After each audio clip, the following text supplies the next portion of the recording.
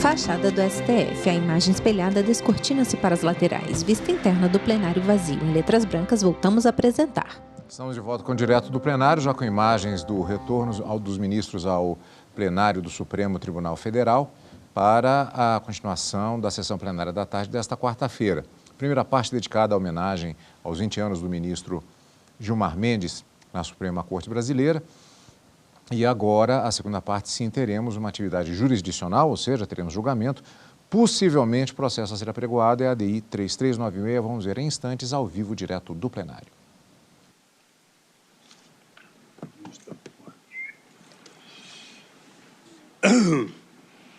Renovando meus votos, boa tarde. Ministro Luiz Fux, presidente do STF.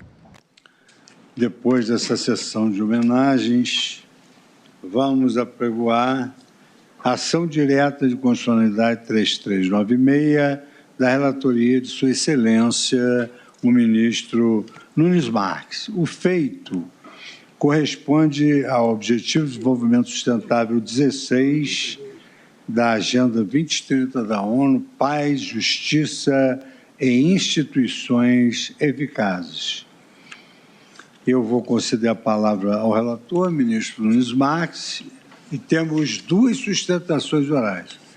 Conselho Federal da Ordem dos Advogados do Brasil e Amicus Curiae, Federação Nacional dos Advogados e Fórum Nacional da Advocacia Pública. Então, Vossa Excelência, ministro Nunes Marques, tem a palavra para o relator. Senhor presidente, senhoras ministras, senhores ministros. O ministro Nunes Marques senta-se à ponta da bancada à esquerda.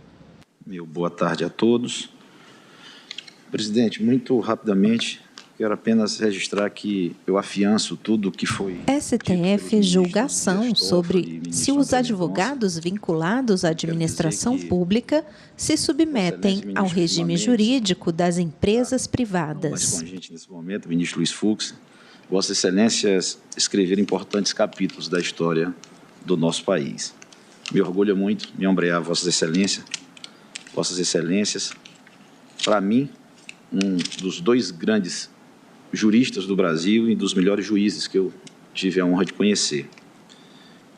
Parabenizar o ministro Gilmar Mendes pelos 20 anos da jurisdição constitucional, parabenizar Vossa Excelência pelos 40 anos de magistratura, parabéns também pelas justas homenagens e desejo a ambos muitas bênçãos nas suas carreiras profissional e pessoal, extensivo também a todos os familiares que hoje se regozijam e se orgulham dos feitos de Vossas Excelências e das contribuições dadas ao nosso país. Muito obrigado, ministro Nunes Marques. O ministro Nunes Marques tem pele morena clara, cabelos grisalhos, propôs esta ação direta de inconstitucionalidade. Usa a toga preta por cima do terno azul marinho, camisa branca, gravata com listras, diagonais brancas e azuis. Artigo 4º. As disposições constantes do capítulo 5, título 1, da Lei 8.906, de 4 de julho de 1994, não se aplicam à administração pública direta da União, dos Estados, do Distrito Federal e dos municípios, bem como as autarquias, as fundações instituídas pelo poder público, as empresas públicas e as sociedades de economia mista. Busca, em síntese, preservar em favor dos advogados da administração pública direta e indireta, da União, dos Estados, do Distrito Federal e dos municípios, a aplicabilidade das disposições do capítulo 5 do título 1 da Lei 8.906 de 94, Estatuto da Advocacia, mediante a declaração de inconstitucionalidade do artigo acima transcrito. Os artigos 18 a 21 do Estatuto da Advocacia prevêem, em benefício dos profissionais advogados com vínculo de emprego na iniciativa privada, os seguintes direitos: isenção técnica e independência profissional no exercício da advocacia, caput do artigo 18, desobrigação de prestar serviços profissionais de interesse pessoal do empregador fora da relação de emprego, artigo 18, parágrafo único, salário mínimo da categoria fixada em sentença normativa, desde que não tenha sido ajustado antes em acordo ou convenção coletiva, artigo 19, jornada máxima de trabalho com 4 horas diárias contínuas e 20 semanais, excetuadas as situações em que haja acordo ou convenção coletiva em sentido diverso ou contrato de emprego com cláusula de dedicação exclusiva, artigo 20.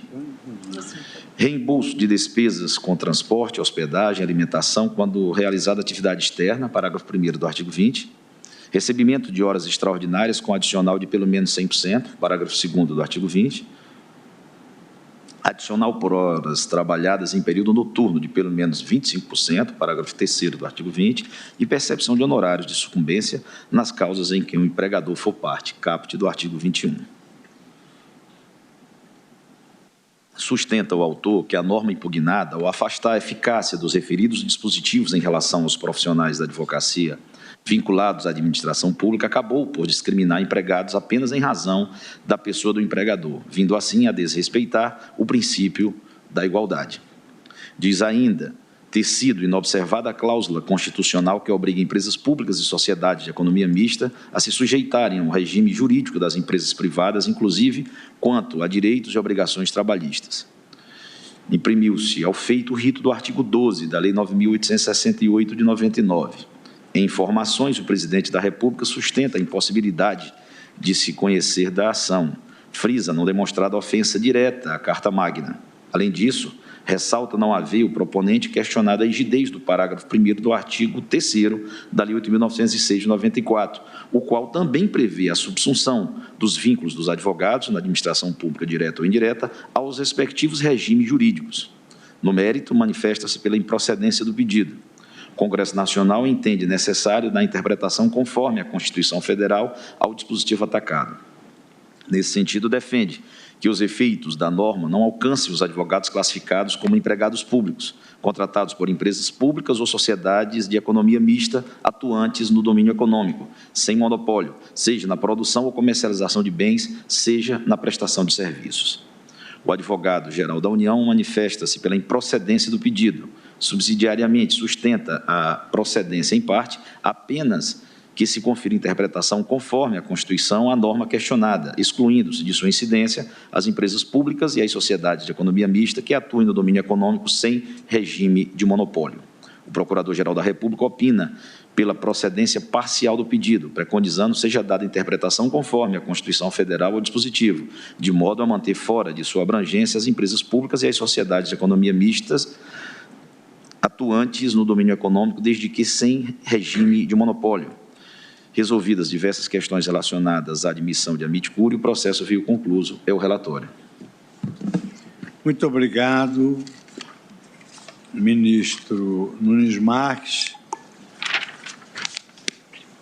Concedo, pela ordem, a palavra ao requerente, que é o Conselho Federal da Ordem dos Advogados do Brasil, Dr. Vicente Martins Prata Braga, que disporá de 15 minutos para a sua sustentação oral presencial.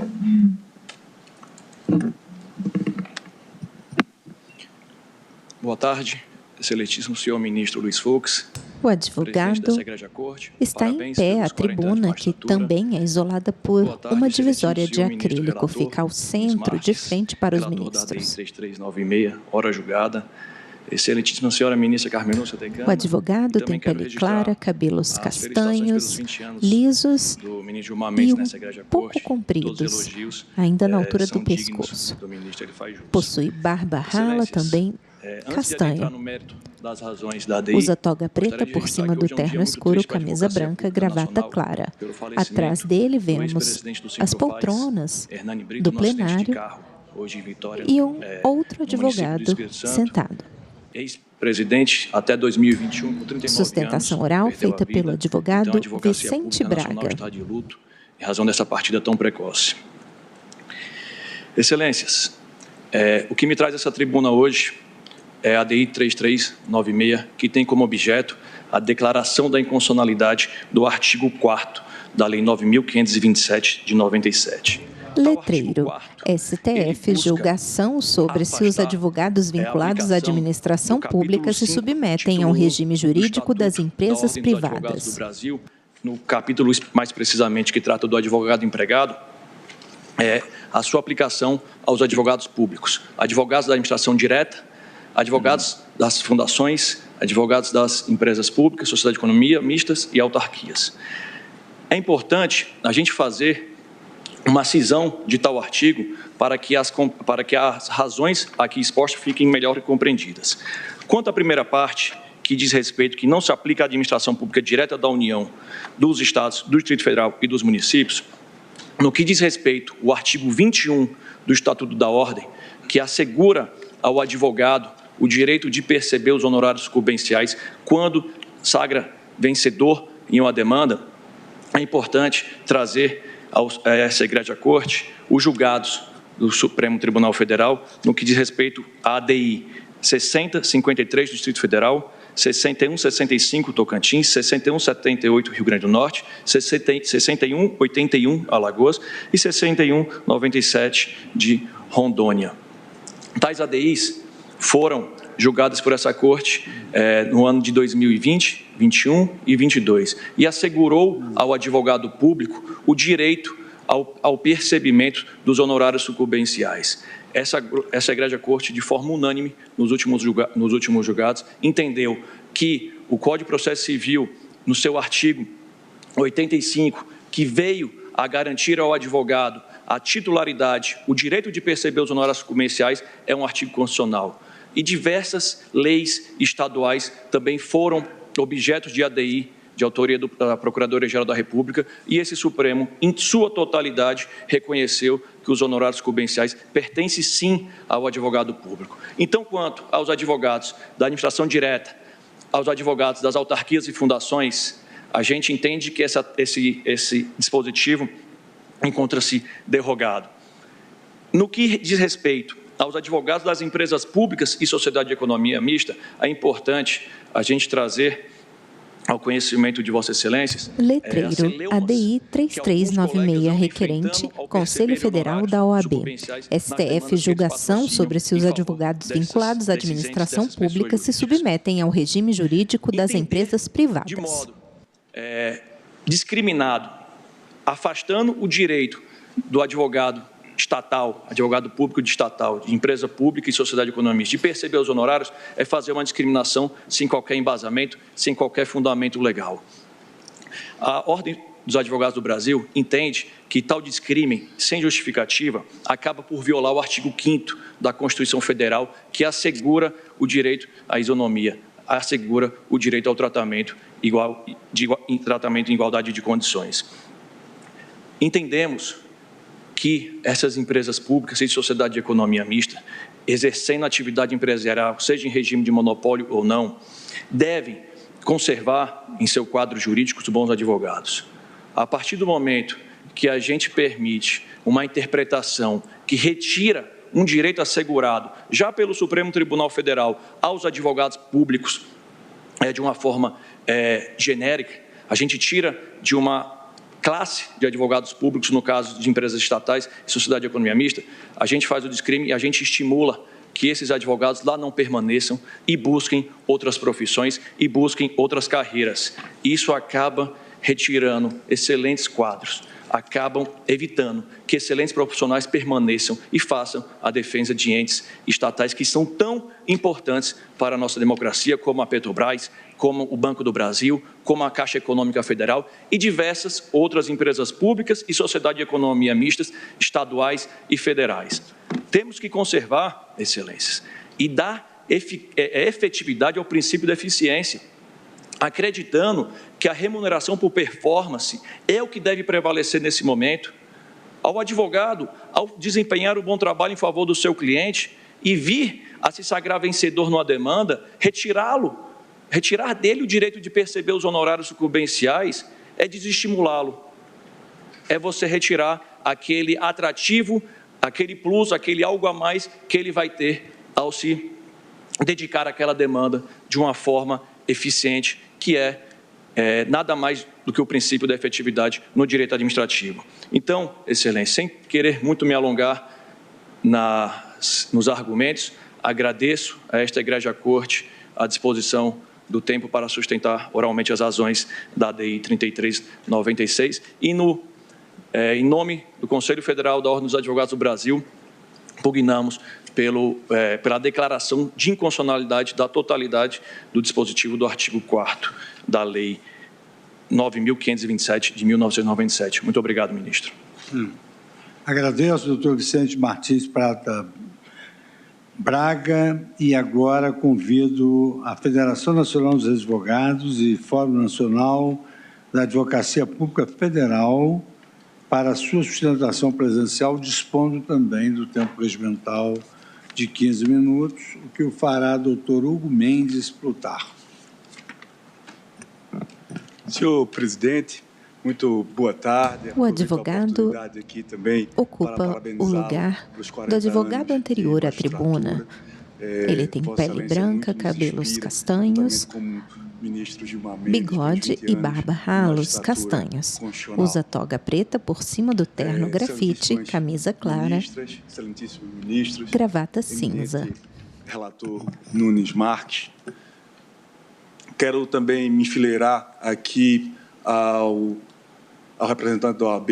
A advocacia pública, ela está verdadeiramente em luto na data de hoje, com o falecimento do José Hernani, dileto amigo, ex-presidente do Simprofaz até o ano passado. Sustentação oral feita pelo advogado Hugo Mendes. Vem aqui abaixo o letreiro. ADI 3396, requerente Conselho Federal da OAB. STF julgação sobre se os advogados vinculados à administração pública se submetem ao regime jurídico das empresas privadas.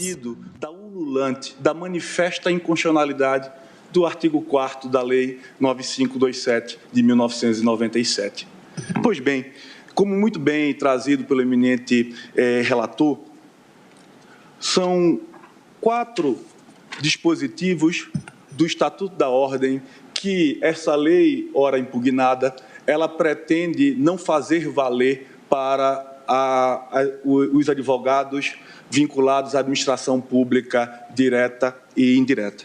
Pois bem, o primeiro dispositivo, o artigo 18, que peço venha aqui para poder lê-lo, traz o seguinte: a relação de emprego na qualidade de advogado não retira a isenção técnica nem reduz a independência profissional inerentes à advocacia. Pois bem, senhoras ministras e senhores ministros, não há como exercer a advocacia sem isenção técnica e sem independência profissional. São características inafastáveis do exercício da advocacia. A advocacia exercida sem esses caracteres seria tão inútil e fantasiosa como a luta de Dom Quixote contra os moinhos de vento. É por conta disso que Sobral Pinto, e aqui lembrando as suas palavras, diz que a advocacia não é profissão de covardes, porque a altivez e a coragem necessárias para o devido exercício da advocacia só podem ser exercidas com a independência funcional, independência profissional e com a isenção técnica.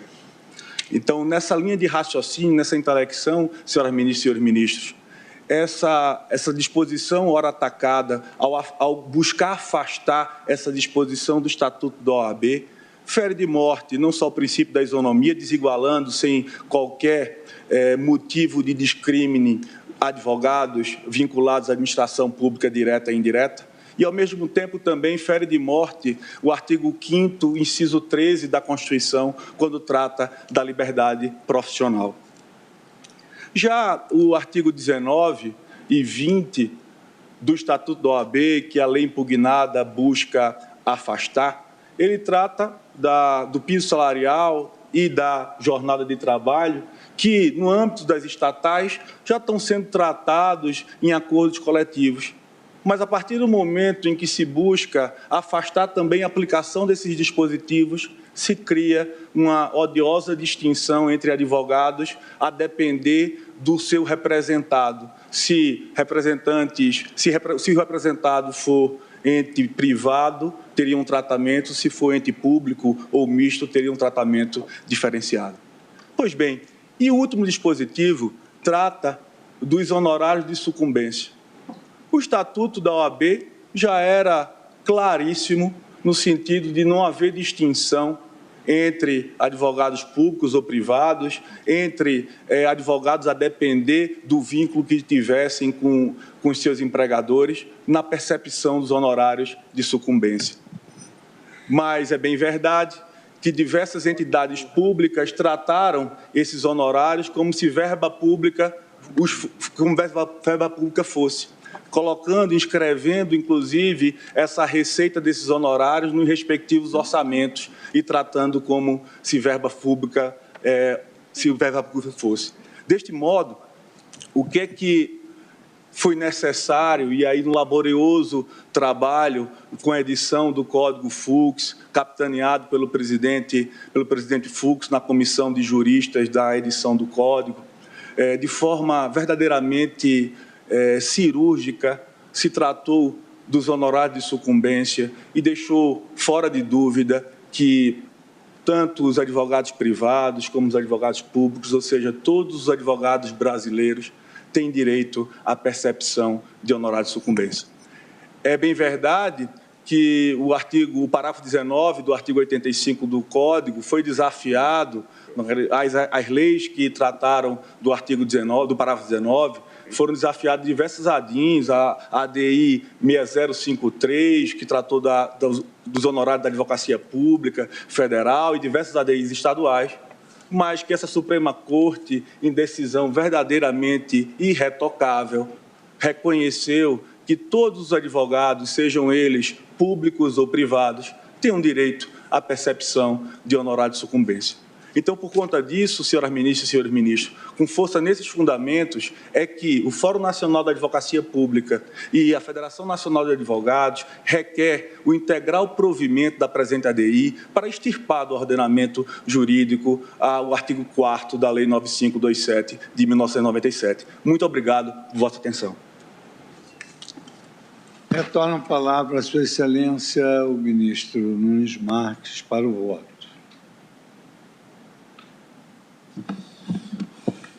Como já havia dito, trata-se de ação direta de inconstitucionalidade proposta pelo Conselho Federal da Ordem dos Advogados do Brasil, a quem a doutrina e a jurisprudência classifica como um dos legitimados universais para a deflagração de processo de controle concentrado. STF julga ação sobre se os advogados vinculados à administração pública se submetem ao regime jurídico das empresas privadas. Vota o ministro relator Nunes Marques. Tanto no texto da Constituição como na legislação inferior, tais alterações não são relevantes a ponto de tornarem-se objeto de ação, como demonstrarei adiante. Das questões preliminares. A ação deve ser conhecida. Ao contrário do que sustenta a Presidência da República, não se cuida aqui de ofensa reflexa à Constituição Federal. Da forma como a questão foi apresentada na petição inicial, a suposta ofensa ao princípio da igualdade, consagrado no artigo 5º caput da Constituição da República, decorreria da existência de legislações conflitantes a dispensarem tratamento diferenciado para trabalhadores que não devem ser distinguidos entre si. A questão constitucional consistiria, então, em decidir sobre o afastamento da incidência de uma das leis, no caso, a de número 9527 de 97, na qual é encerrado o artigo 4º, ora impugnado, em favor da outra lei 8.906 de 94, Estatuto da OAB, na qual incluídas as disposições cuja aplicabilidade se busca preservar, porque a primeira seria inconstitucional. Logo, o conflito não se daria propriamente entre as normas legais, até porque, fosse assim, se resolveria por mera revogação da lei anterior pela posterior, mas sim de uma delas com a Constituição, ao intentar afastar a incidência da outra.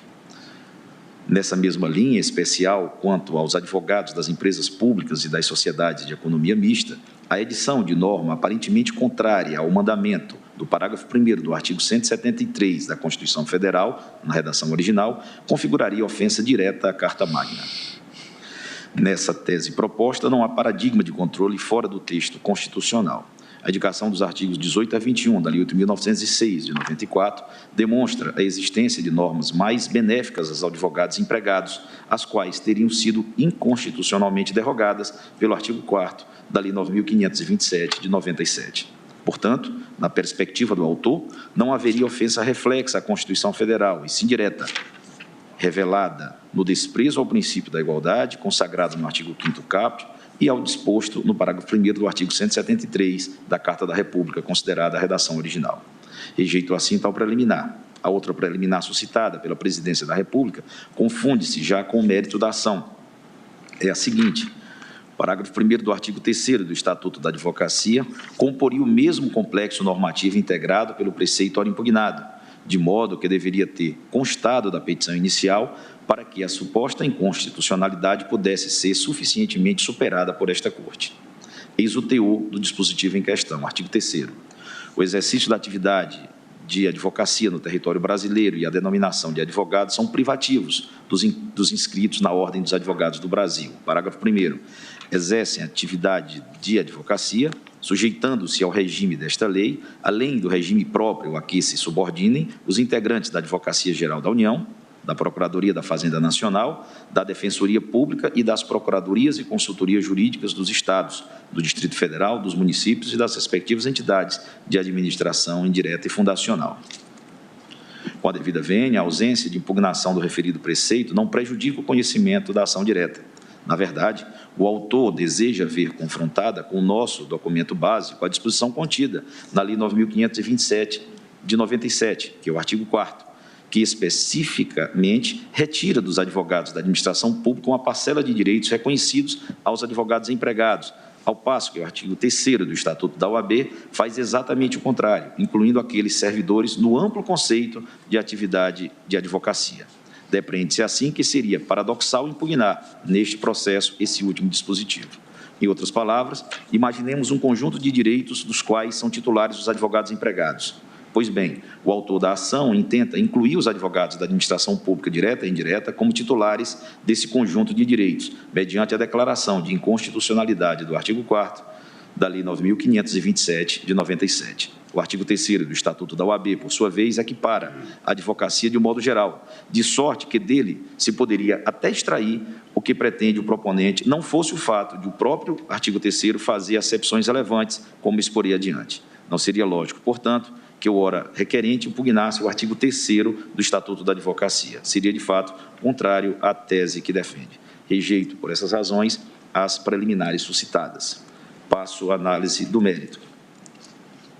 É interessante que o artigo 3º do Estatuto da Advocacia não tenha sido lembrado na inicial, e aqui adentro, propriamente, o cerne da questão constitucional, porque, na verdade, ele já oferece a solução hermenêutica para o problema apresentado. O parágrafo 1º do dispositivo disciplina perfeitamente a questão e demonstra que a isonomia entre advogados atuantes em diferentes atividades precisa ser ajustada a cada situação concreta, não sendo um monólito a deslocar-se sem qualquer ajuste internamente ao sistema jurídico. Com efeito, é o próprio Estatuto da OAB, no mencionado parágrafo 3º, artigo 3º, parágrafo 1º, que preceitua estarem os advogados da administração pública a eles sujeitos, além de próprio a que se subordinem. Fica claro, então, que não foi o objeto nem sequer do legislador do Estatuto estipular um regime jurídico idêntico para todos os advogados nas mais diferentes situações profissionais, no caso, empregados em empresas privadas e aqueles que mantêm os mais diversos tipos de vínculo jurídico com a administração pública. É manifesto, pela leitura sistemática da Constituição, que a advocacia pública apresenta aspectos peculiares, merecedores da consideração específica do legislador, assim como não se pode equiparar completamente servidor público estatutário e empregado seletista. Nessa linha, para o deslinde da causa, é necessário estabelecer uma distinção inicial entre os advogados ocupantes de cargos públicos, isto é, servidores estatutários, e os seletistas em empresas públicas e sociedades de economia mista, empregados públicos. Em pauta, a DI 3396, requerente Conselho Federal da OAB. STF julgação sobre se os advogados vinculados à administração pública se submetem ao regime jurídico das empresas privadas. Vota o ministro relator Nunes Marques. O termo empregado remete a trabalhador subordinado ao regime da consolidação das leis do trabalho, CLT, e à legislação trabalhista correlata. Por exemplo, artigos 8º, incisos 7, 11, 167-A, incisos 1 e 6, na redação da emenda 109 de 2021 e o artigo 195, parágrafo 8º, 201, parágrafo 16, na redação dada pela emenda 103 de 2009. Mesmo a expressão relação de trabalho, usada eventualmente pela Carta da República, não alcança de forma automática os servidores públicos. Tal nomenclatura, de resto, é tradicional no direito brasileiro e tem sido acolhida pela jurisprudência do Supremo, inclusive para solucionar problemas de competência jurisdicional. A esse respeito, destaco as decisões do plenário representadas pelas seguintes emendas: Constitucional e Trabalho, competência da Justiça do Trabalho, artigo 114(1) da Constituição Federal, emenda constitucional 45 de 2004, ausência de inconstitucionalidade formal, expressão relação de trabalho, interpretação conforme a Constituição, exclusão das ações entre o poder público e seus servidores, precedentes, medida cautelar confirmada, ação direta julgada parcialmente procedente, o processo legislativo para edição da emenda constitucional 45 de 2004, que deu nova redação ao inciso 1 do artigo 114 da Constituição Federal, do ponto de vista formal, constitucionalmente rígido. A interpretação adequadamente constitucional da expressão relação do trabalho deve excluir os vínculos de natureza jurídico-estatutária, em razão do que a competência da Justiça do Trabalho não alcança as ações judiciais entre o poder público e seus servidores. Medida cautelar confirmada e ação julgada parcialmente procedente, ADI 3.395, ministro Alexandre de Moraes, publicada no Diário de 1º de julho de 2020. No mesmo sentido, leio apenas o trecho em destaque, que diz: é competência da Justiça Comum Federal ou Estadual, conforme o caso, o julgamento de dissídio de greve promovida por servidor público na linha do precedente firmado no MI 670. RE 846.854, redator do acordo, ministro Alexandre de Moraes, publicado no Diário 7 de fevereiro de 2018. No mesmo sentido, no julgamento da ADI 3395, esta Corte reconheceu que a interpretação adequadamente constitucional da expressão relação do trabalho deve excluir os vínculos de natureza jurídico-estatutária, em razão do que a competência da Justiça do Trabalho não alcança as ações judiciais entre o poder público e seus servidores. Relator ministro Alexandre de Moraes, mencionado nesse acórdão, também de Sua Excelência, reclamação 44.025 em sede de agravo regimental, publicado no Diário de 24 de maio de 2021. Os servidores públicos que exercem advocacia na administração direta, autárquica ou em fundação de direito público estão, portanto, naturalmente, fora da disciplina típica do advogado empregado, por se submeterem a um regramento constitucional e legal específico de direito público, que lhes confere direitos e obrigações peculiares ao servidor público. Ademais, o Estatuto da OAB, cujo projeto nasceu no Congresso Nacional, projeto de lei 2.938 de 92, iniciativa do deputado Ulisses Guimarães, do MDB de São Paulo, não poderia mesmo dirigir-se à disciplina dos advogados servidores públicos, senão subsidiariamente, porque as leis que regem tais agentes são de iniciativa privativa do Presidente da República e, por correspondência, em se tratando de Estado, Distrito Federal, município, do governador ou prefeito, conforme disciplina o artigo 61, parágrafo 1º, inciso 2, a linha C da Carta Magna. STF julgação sobre se os advogados vinculados à administração pública se submetem ao regime jurídico das empresas privadas.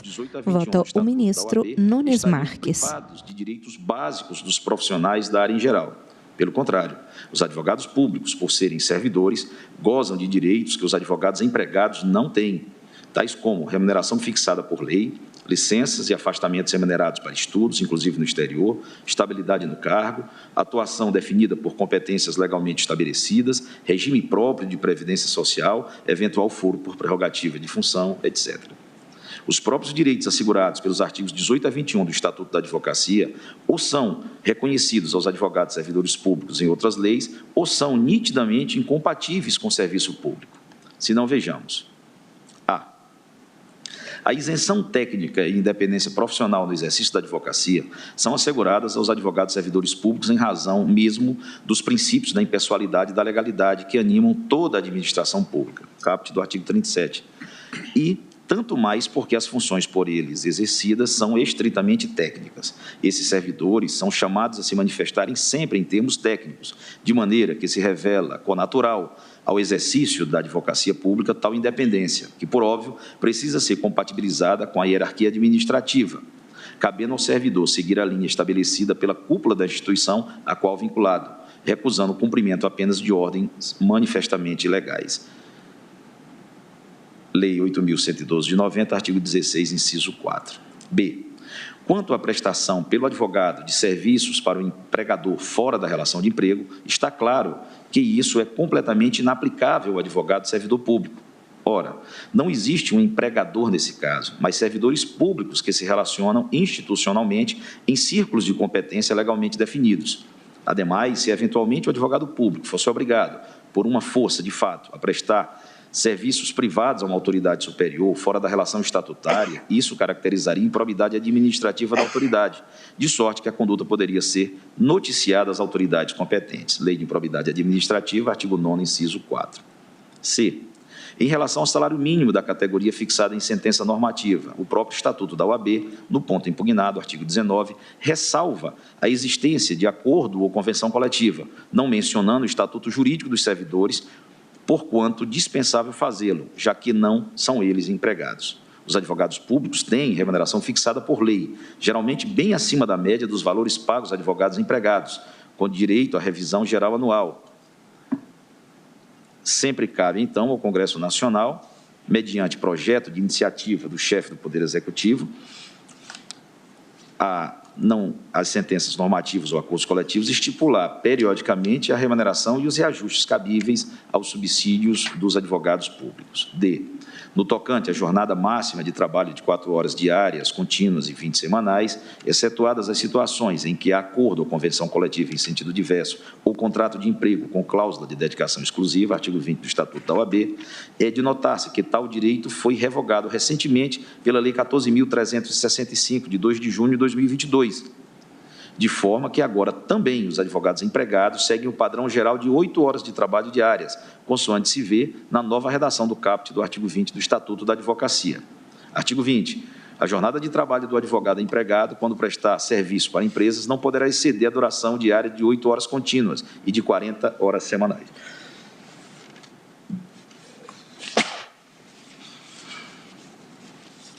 Acresce-se que a antiga jornada de 4 ministro horas por dia de trabalho Nunes seria Marques de problemática aplicação para os advogados cobre a ocupantes boca de com um cargos papel públicos, ao pois criaria espirrar. privilégio injustificável em relação aos demais servidores, aí sim em violação à isonomia, dado que todos os funcionários cumprem Em jornada pauta, semelhante, a DI definida em ato 3396 próprio da requerente, administração de acordo com as Conselho circunstâncias Federal da instituição, da OAB. limitada constitucionalmente a 8 horas diárias e 44 horas semanais, conforme disposto no artigo 7º, inciso 13, cumulado com o artigo 39, parágrafo 3º da Constituição Federal. Não haveria razão objetiva para a exceção. Todavia, como visto, o tema perdeu interesse em controle abstrato de constitucionalidade em virtude da alteração legislativa mencionada. No que concerne ao reembolso de despesa com transporte, hospedagem, alimentação, quando realizada atividade externa, vale observar que há previsão dessa vantagem a todo servidor público, inclusive advogados, na forma de diárias, ajudas de custo e indenizações de transporte. Vê exemplificativamente os artigos 51 e 60 da Lei 8.112 de 90. Ausente, portanto, qualquer interesse prático na extensão da norma do Estatuto da OAB aos advogados públicos nesse ponto. Quanto à remuneração por hora extra, a Constituição garante aos servidores públicos o pagamento de adicional de pelo menos 50% do salário. Seria inviável, mediante lei ordinária dirigida a empregados privados, que não foi de iniciativa do Presidente da República, ampliar, no caso dos advogados servidores públicos, o valor do adicional para o patamar mínimo de 100%. O adicional de pelo menos 25% por hora trabalhada em período noturno, por sua vez, já é assegurado aos advogados públicos federais pela própria Lei 8.112 de 90, no seu artigo 75. Ademais, trata-se de direito típico dos trabalhadores em geral, também aqui falta interesse prático na extensão. Sobre o tema dos honorários de sucumbência, esta Corte já deliberou em inúmeros precedentes e, a partir do Código de Processo Civil de 2015, admitiu o pagamento a advogados públicos, respeitado o teto constitucional do serviço público, quanto ao total da remuneração, ADIs 6165, 6178, 6181, 6197, relator o ministro Alexandre de Moraes, e a ADI 6053, redator do acordo, o ministro Alexandre de Moraes, todas julgadas na sessão virtual de 12 a 19 de junho de 2020. Ou seja, os advogados públicos já têm esse direito por força de outras leis que não o Estatuto da OAB, de modo que a extensão a eles de referida previsão é não apenas inviável, como também desnecessária. E mesmo quando não tinham, cabiam à lei de iniciativa do chefe do Executivo a criação de tal vantagem, como veio a ocorrer na União, por exemplo, por meio da Lei 13.327, de 2016, que instituiu o pagamento de honorários advocatícios sucumbenciais para todos os advogados vinculados à Advocacia Geral da União. Em resumo, a não aplicação às carreiras dos advogados servidores públicos das disposições dos artigos 18 a 21 do Estatuto da Advocacia não gera nenhum prejuízo a esses servidores. Tais profissionais, na verdade, como se extrai do artigo 3º, parágrafo 1º do Estatuto da OAB, submetem-se a dois regimes, o do próprio Estatuto e outro específico do servidor público, razão pela qual hão de ser feitas acomodações recíprocas em ambos. Nessa coexistência, por vezes, a norma de um derrogará de outro, tudo à luz da Constituição Federal e dos princípios consagrados na Lei de Introdução às Normas do Direito Brasileiro. Nesse sentido, o Supremo já declarou que defensor público não precisa de inscrição na OAB para exercer suas atividades, em vista do disposto no artigo 4º, parágrafo 6º da Lei Complementar 80 de 94, ADI 4.636, ministro Gilmar Mendes, que disciplina especificamente tal carreira de Estado. Noutra ocasião, o Tribunal chegou a sumular, enunciado 644, o entendimento de que titulares de cargo de procurador de autarquia são dispensados de apresentar instrumento de procuração para agirem em nome da entidade a que vinculados, dado que sua representação se dá ex lege e não por mandato. Daí, porque mesmo a eventual procedência do pedido veiculado na presente ação não implicaria automaticamente completa equiparação entre advogados empregados e advogados servidores públicos, como pretende o autor, pois restariam diversas outras normas distintivas esparsas não impugnadas. Por determinação constitucional, os agentes que mantêm vínculo funcional estatutário com pessoa jurídica de direito público são classificados como servidores públicos civis, submetido ao conhecido regime jurídico único, caput do artigo 39, em vigor por força da liminar deferida na ADI 2135, plenário, redator para o acordo, ministro Helen Grace, 1º de agosto de 2018. Portanto, advogados que integrem os quadros de tais pessoas jurídicas sob regime estatutário não podem ser tidos por empregados, ou melhor, advogados empregados.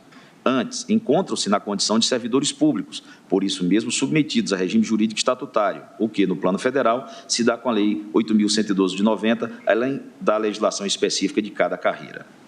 O regime jurídico aplicável a cada caso deverá prevalecer se presente situação de conflito com os direitos genéricos da profissão de advogado, constantes do Estatuto da Advocacia.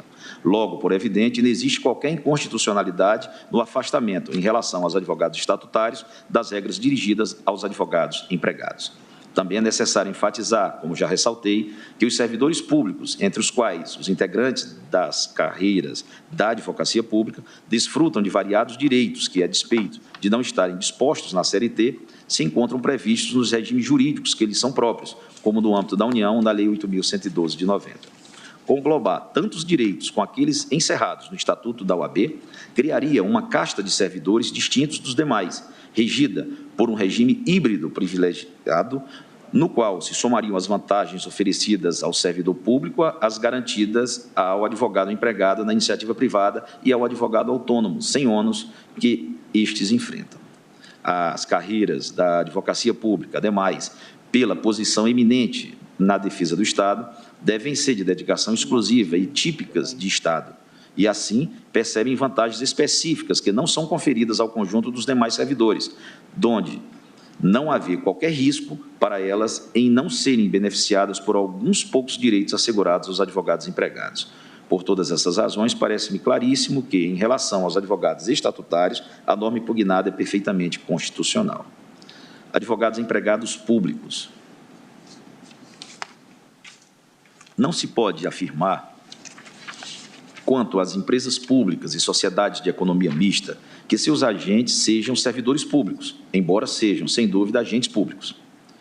Essas entidades são concebidas para situações nas quais caiba ao Estado atuar como empresário, a fim de atender aos imperativos da segurança nacional ou a relevante interesse coletivo, conforme disciplinado no artigo 173 da Constituição Federal. A propósito, ressalto que, embora tenham sido promovidas alterações na redação do artigo 173 da Constituição Federal pela emenda 19 de 98, posterior, portanto, à edição da lei impugnada, que é de 97, observa-se que o parâmetro de controle invocado, parágrafo 1º do artigo 71 e agora inciso 2 do parágrafo 1º do artigo 173, não foi substancialmente alterado, mas apenas remunerado e reescrito em termos mais claros. Confira-se, artigo 73, parágrafo 1º. A lei estabelecerá o estatuto jurídico da empresa pública, da sociedade de economia mista e de suas subsidiárias, que explore atividade econômica de produção, comercialização de bens ou de prestação de serviços. A sujeição ao regime jurídico próprio das empresas privadas, inclusive quanto aos direitos e obrigações civis, comerciais, trabalhistas e tributários. Para efeito de comparação, eis a redação original indicada como parâmetro de controle, parágrafo 1º do artigo 173. A empresa pública, a sociedade de economia mista e outras entidades que explorem atividade econômica sujeitam-se ao regime jurídico próprio das empresas privadas, inclusive quanto às obrigações trabalhistas e tributárias. Vê-se que não houve alteração jurídica relevante entre os textos, razão pela qual a ação de controle abstrato de constitucionalidade permanece apresentando interesse prático na sua solução. Pois bem, para avaliar a questão em análise, é preciso fazer uma breve contextualização histórica das empresas públicas e sociedades de economia mista dentro do sistema jurídico brasileiro, para que se compreenda bem a ratio legis do dispositivo constitucional invocado como estalão de controle. A exceção do Banco do Brasil, criado em 1808, ainda por Dom João VI, mediante associação de capitais públicos e particulares, alvará de 12 de outubro de 1808, que instituiu o primeiro Banco do Brasil com capitais privados, a que veio a associar-se à coroa em 1812, as empresas estatais, com os contornos atuais, ingressaram na vida econômica brasileira durante a Era Vargas.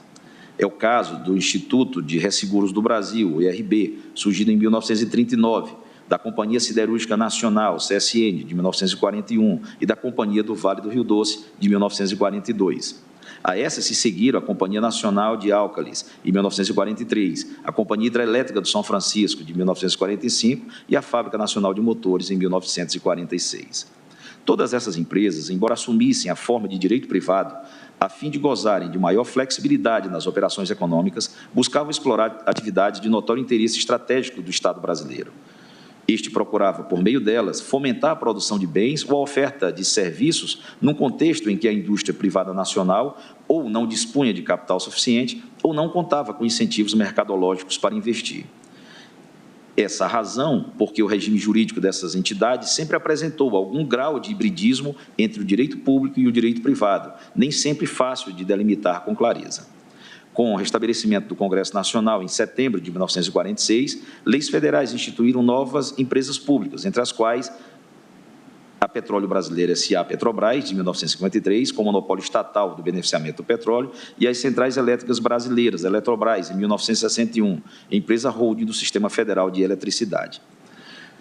Dos anos de 1960 em diante, seguiu o país e os governos subnacionais criando empresas públicas e sociedades de economia mista para exploração das mais diferentes atividades, mais ou menos ao sabor das necessidades de cada momento histórico. Foi somente em 1967, por meio do Decreto-Lei 200, artigos 4º e 5º, que o nosso legislador se preocupou em oferecer definições precisas das características típicas das empresas públicas e sociedades de economia mista, consagrando em texto legal o caráter híbrido dessas entidades, o qual já era bem conhecido da prática administrativa. Como ressaltou Caio Tasto, em estudo que desenvolveu sobre o tema, o hibridismo das empresas públicas é lisconatural em razão mesmo da ideia que anima a sua criação, disse o eminente professor. As modernas empresas públicas, em sentido lato, de que as sociedades de economia mista são um gênero e se caracterizar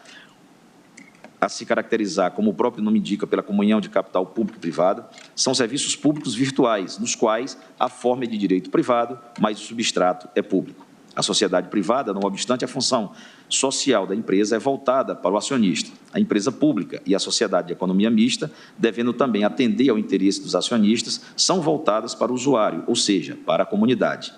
É assim que, ora, a empresa pública se aproxima do direito privado, ora dele se afasta para aderir a princípios de direito público.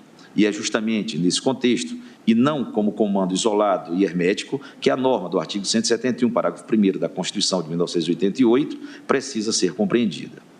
Enquanto a disposição constitucional preceitua que as empresas públicas, sociedades de economia mista e suas subsidiárias devem seguir o regime de direito privado, a própria Constituição e outros dispositivos, bem assim algumas leis federais esparsas, graças a autorizações constitucionais implícitas em normas de competência, instituem regras de direito público que devem ser por elas observadas.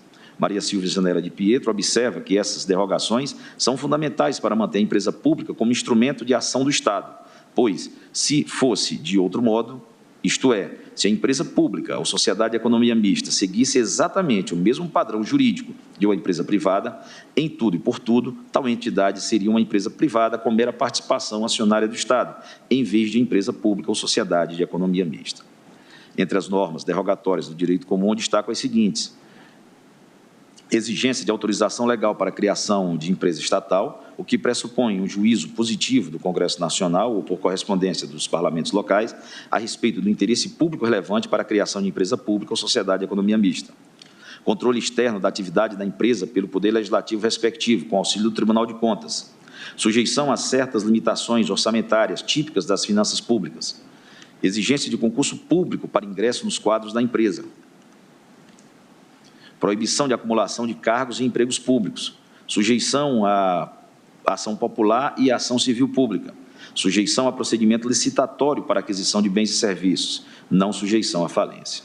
Esses exemplos de derrogações do direito comum provam que, a despeito de o artigo 173, parágrafo 1º, na sua redação original, da Constituição dispor que as empresas públicas e sociedades de economia mista devem seguir normas de direito privado, isso só é verdade até o ponto em que ditas normas sejam compatíveis com o interesse público que ensejou a criação da entidade, o qual vem tutelado por outras normas da própria Constituição e, eventualmente, de leis ordinárias. Retomo o estudo de Caio Tácito. Falando especificamente sobre as sociedades de economia mista, assim assevera: na sociedade de economia mista não é apenas a posição majoritária que discrimina os acionistas. Há uma nítida diversificação entre o Estado acionista controlador, que visa exercer uma missão de interesse público relevante, e o investidor privado, legitimamente inspirado pelo exclusivo espírito de lucro. Há um conflito latente entre dois polos de interesse, ou seja, entre a permanência do acionista estatal, inerente à própria natureza da companhia de economia mista, cujo objeto social se confunde com a prestação de um serviço público lato, e a flutuação dos acionistas privados minoritários, principalmente atraídos pela rentabilidade das ações e suas cotações bursáteis. De tal forma, o Estado, como acionista,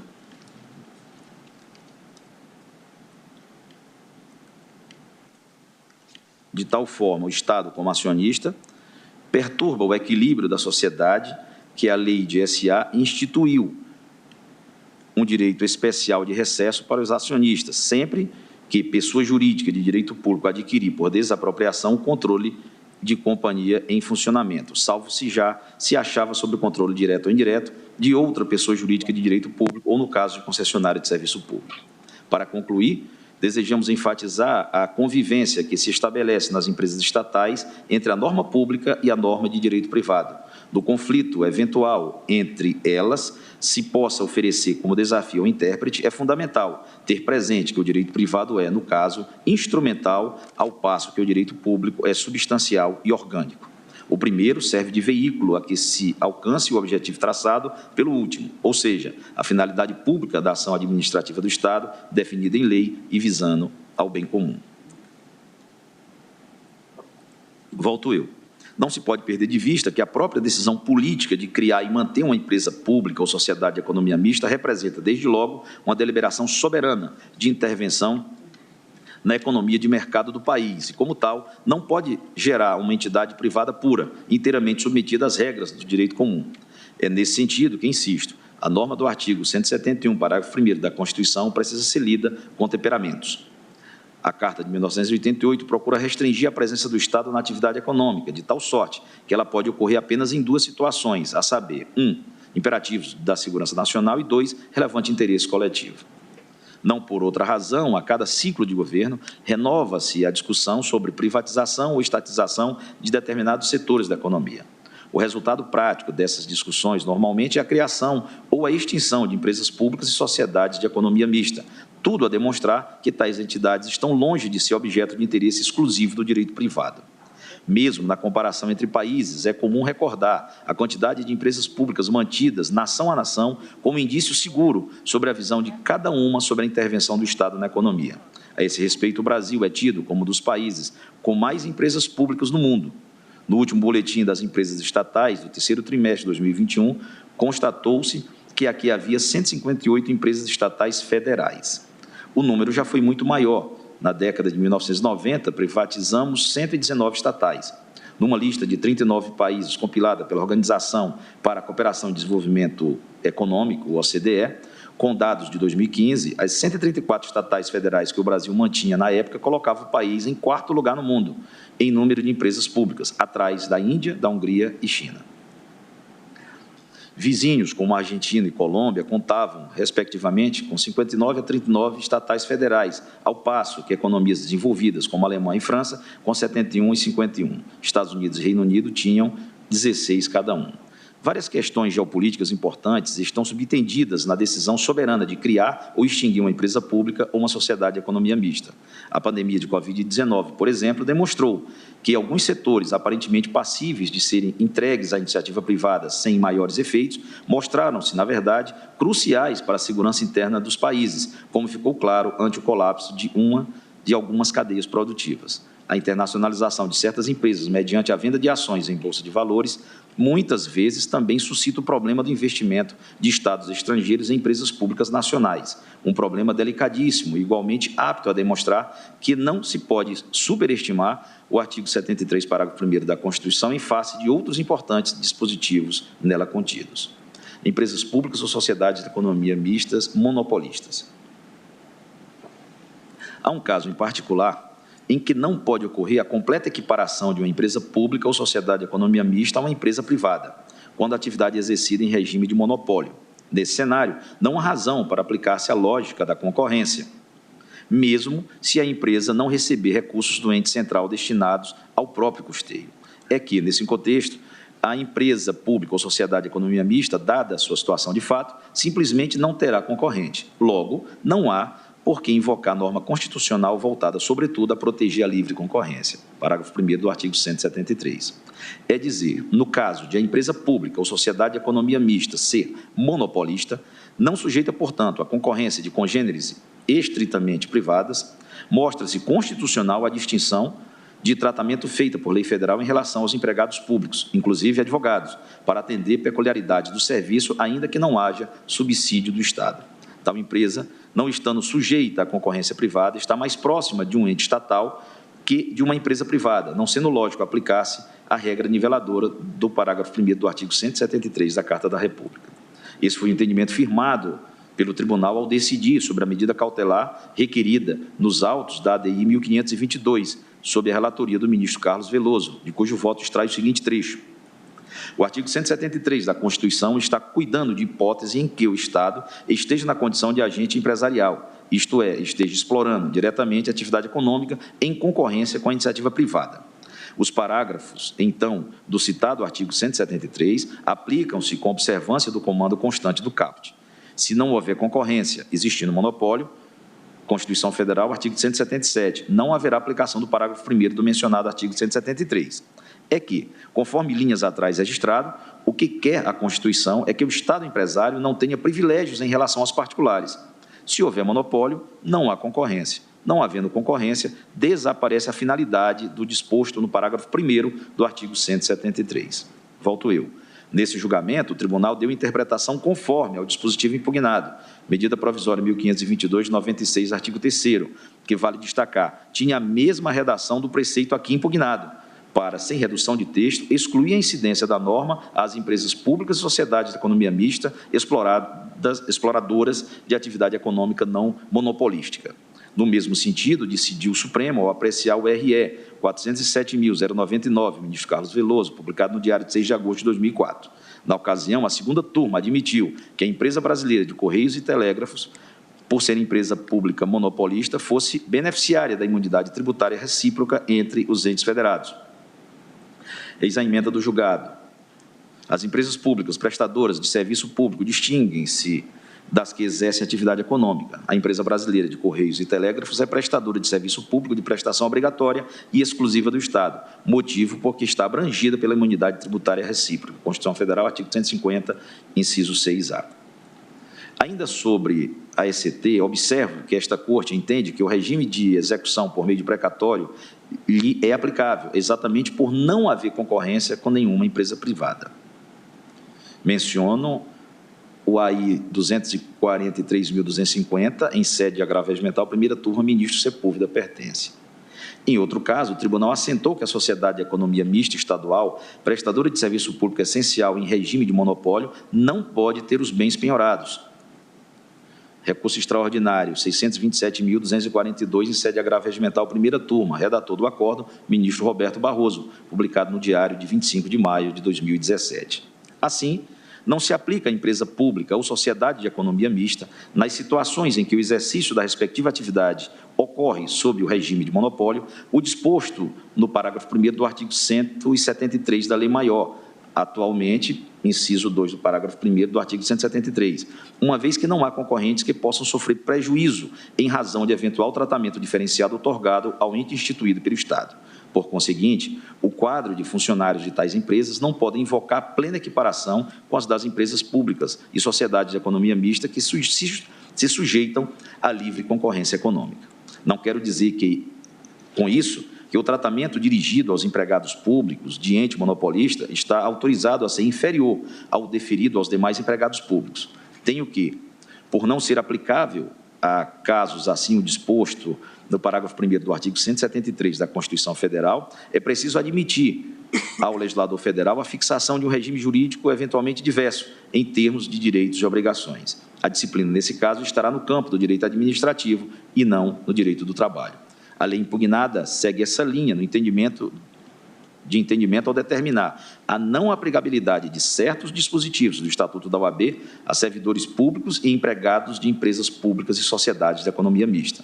Não verifico, portanto, em relação ao pessoal das empresas estatais monopolistas, nenhum vício de inconstitucionalidade na norma impugnada, porque realmente cabe ao legislador ordinário federal disciplinar os direitos e deveres de tais empregados, não necessariamente de forma idêntica à dos empregados em geral. Empresas públicas e sociedades de economia mista não monopolistas. Entendo não haver dúvida sobre a incidência plena do artigo 173, parágrafo 1º da Constituição, na hipótese em que a empresa pública ou sociedade de economia mista está sujeita à concorrência estritamente privada em sua atividade. De fato, o poder público, ao exercer atividade econômica em regime de livre concorrência, deve nivelar-se aos demais agentes produtivos, para que, assim, não se faça olvidar princípios da ordem econômica, em especial da livre concorrência, artigo 170, inciso 4, que seria menoscabo se o Estado pudesse atuar na ordem econômica privada, observando disciplina mais generosa para seus empreendimentos. Nesse caso, torna-se imprescindível a submissão das empresas estatais não monopolistas às regras legais aplicáveis à concorrência privada, inclusive no que tange às normas trabalhistas.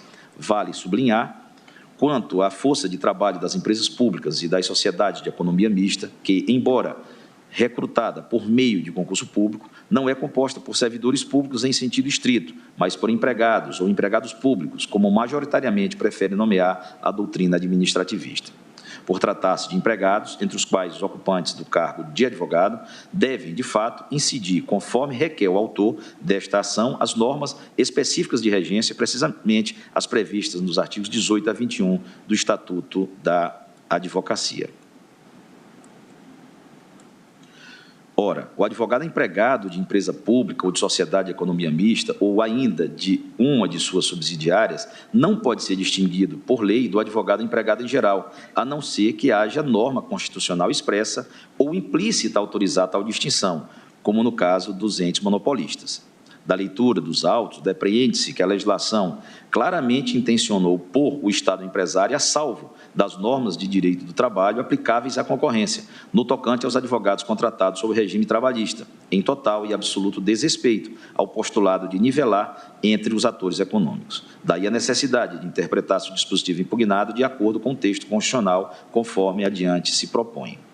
De fato, preceitou o artigo 4º da Lei 9.527 de 97, as disposições constantes do capítulo 5, título 1, da Lei 8.906, de 94, não se aplicam à administração pública direta da União, dos Estados, do Distrito Federal e dos municípios, bem como às autarquias, às fundações instituídas pelo poder público, às empresas públicas e às sociedades de economia mista. Quanto aos advogados servidores, como já ressaltei, a exclusão do regime dos advogados empregados não causa estranheza e chega a ser praticamente expletiva, visto que a própria Constituição e uma pletora de leis ordinárias já fazem essa diferenciação. Agora, quanto aos advogados das empresas públicas e sociedades de economia mista, especialmente as não monopolistas, a diferença criada pela norma impugnada não tem base constitucional, dado que, consoante determina a Carta Política, o Estado, ao atuar como empresário, deve submeter-se aos mesmos bônus e ônus do setor, a fim de que não seja desequilibrada a livre concorrência. Assim, apenas em aspectos específicos, expressa ou implicitamente regulados pela Constituição, pode o legislador distinguir empregados de empresas públicas e empregados em geral. Analisando-se o disposto nos artigos 18 a 21 do Estatuto da Ordem dos Advogados do Brasil, cuja aplicação foi afastada dos advogados das empresas públicas e sociedades de economia mista, observa-se que nada ali pode ser negado ao advogado empregado público de empresa sujeita à livre concorrência, a saber, a. Independência técnica, b. Desobrigação de prestar serviços fora da relação de trabalho, c. Salário mínimo profissional, d. Limite de 8 horas de trabalho diário, e. Horas extras com 100% de acréscimo, f. Adicional noturno com 25% de acréscimo e g. Direito aos honorários de sucumbência nas ações em que o empregador for parte. Tudo isso é direito do advogado empregado, seja da empresa pública, seja da privada. No caso dos advogados empregados públicos, muitos desses direitos e até outros mais benéficos decorrem de outras leis e de acordos coletivos, mas não se pode excluir a aplicação do Estatuto da OAB como base mínima de direitos para os profissionais da advocacia ditos empregados. Mas ainda um ponto no qual é preciso diferenciar os advogados empregados públicos dos advogados empregados em geral. A questão do limite da remuneração mensal, ou seja, o teto remuneratório.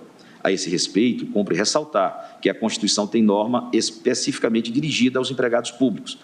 Artigo 37, inciso 11, na redação da Emenda Constitucional 19, de 98. Embora essa questão não tenha sido objeto da ação original, a afirmação de inconstitucionalidade parcial do artigo 4º da Lei 9.527, de 97, que declara em meu voto, implica consequências que precisam ser consideradas de ofício pelo tribunal, por tratar-se de questão surgida no bojo do julgamento e como consequência direta deste, a qual, ademais, é afetada por alterações constitucionais e legais que sucederam no curso do processo. Verifico adiante esses aspectos do problema. Do teto remuneratório. Dado que se reconheça aos empregados públicos o direito aos honorários nas causas em que o empregador for parte, é preciso, de fato, abrir um parêntese para a questão do teto remuneratório que surgiu supervenientemente por força da Emenda Constitucional 19 de 98 e que tem autonomia normativa na questão do regime jurídico dos empregados públicos. A remuneração, tanto dos servidores quanto dos empregados públicos, incluídos aí honorários advocatícios, não pode, em princípio, superar o teto constitucional estabelecido no artigo 37, inciso 11 da Constituição Federal. A remuneração e o subsídio dos ocupantes de cargos, funções e empregos públicos da administração direta autárquica fundacional, dos membros de qualquer dos poderes da União, dos Estados, do Distrito Federal e dos municípios, dos detentores de mandato eletivo e dos demais agentes políticos e os proventos, pensões ou outra espécie remuneratória, percebidos cumulativamente ou não, incluídas as vantagens pessoais ou de qualquer outra natureza, não poderão exceder o subsídio mensal em espécie dos ministros do Supremo Tribunal Federal, aplicando-se como limite nos municípios o subsídio do prefeito e nos estados do Distrito Federal o subsídio mensal do governador no âmbito do Poder Executivo. No âmbito do Supremo, tem sido firmada a jurisprudência no sentido de que a percepção de honorários por advogados públicos não pode STF julgação sobre se os advogados vinculados à administração pública se submetem ao regime jurídico das empresas privadas. Vota o ministro Nunes Marques, relator. Redator do acordo também o ministro Alexandre de Moraes, todas julgadas na sessão virtual de 12 a 19 de junho de 2020. Essa orientação, por óbvio, aplica-se também aos advogados e empregados públicos, já que o artigo 37, 11 da Constituição Federal se dirige a todos os empregados públicos. De outro lado, vale observar que os empregados de empresa pública, sociedade de economia mista ou subsidiária, que não recebe recursos da Fazenda Pública para despesas de pessoal e custeio em geral, não estão sujeitos ao teto remuneratório do serviço público, como já acentuou esta Corte em vários precedentes, ao interpretar o disposto no artigo 37, parágrafo 9º da Carta da República, na redação da emenda número 19 de 98. Aí, 563.842, em sede de agravo regimental, primeira turma, ministro Marco Aurélio, publicado no Diário de 1º de agosto de 2003. Recurso extraordinário 572.143, em sede de agravo regimental, primeira turma, ministro Ricardo Lewandowski. Destaco, em particular, o acórdão proferido pelo plenário sob a relatoria do ministro Gilmar Mendes, na ADI 6.584. Eis a emenda do julgado. Ação direta de inconstitucionalidade. Emenda à Lei Orgânica do Distrito Federal, número 99 de 2017, que alterou o artigo 19, parágrafo 5º da Lei Orgânica do Distrito Federal e o artigo 19.10 da Lei de Organização do Distrito Federal. Teto remuneratório aos empregados de empresas públicas e sociedade de economia mista não dependente do erário do Distrito Federal. Violação ao artigo 37 da Constituição Federal. Medida cautelar confirmada. Inconstitucionalidade da emenda à Lei Orgânica do Distrito Federal, número 99 de 2017. Interpretação conforme a Constituição ao artigo 19.10, de modo que a expressão empregos públicos se limite às entidades que recebam recursos do Distrito Federal para pagamento de despesas de pessoal ou de custeio em geral. Ação julgada improcedente. Aqui revelam-se dois subconjuntos de advogados empregados públicos. Os vinculados à empresa pública ou sociedade de economia mista contemplada para seu custeio por recursos dos entes centrais, chamadas de empresas dependentes pela Lei Complementar 101 de 2000, artigo 2º, inciso 3. E 2, os vinculados à empresa pública ou sociedade de economia mista não destinatária de recursos dos entes centrais para o custeio de suas atividades. Os primeiros estão expressamente submetidos ao teto remuneratório, ao passo que os segundos, por força de alteração constitucional promovida pelo parágrafo 9º do artigo 37, foram excluídos do teto remuneratório, conforme já expressei acima, com a indicação dos precedentes respectivos. Assim, conjugando-se todos os precedentes do tribunal a respeito do teto remuneratório para os empregados públicos, chega-se à seguinte síntese. A.